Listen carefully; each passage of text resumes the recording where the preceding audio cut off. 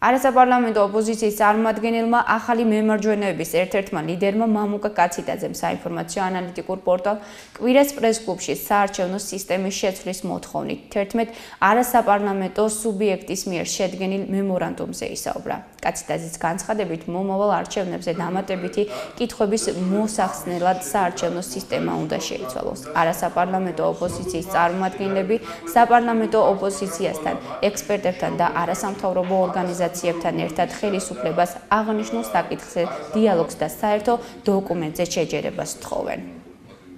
ჩვენ შევძელით, რომ შეგვეჯერებინა საერთო ხედვა საარჩევნო სისტემასთან დაკავშირებით რა არ უნდა იყოს, ანუ რა არ ვარგა, რა არ მოგწონს და შესაბამისად რა უნდა იყოს. სერიოზული მუშაობა გავწიეთ ერთის მხრივ არასამთავრობო სექტორთან, მეორეს მხრივ საერთაშორისო საზოგადოებასთან, ვიმუშავეთ საექსპერტო წრეებთან და სწორედ ამის შედეგად მოხდა ის, რომ გაფორმდა სამოქალაქო თანხმობის მემორანდუმი საარჩევნო სისტემასთან დაკავშირებით, რომელსაც ხელი მოაწერა 11-მა პოლიტიკურმა ორგანიზაციამ არასაპარლამენტო და 15-მა არასამთავრობო ორგანიზაციამ.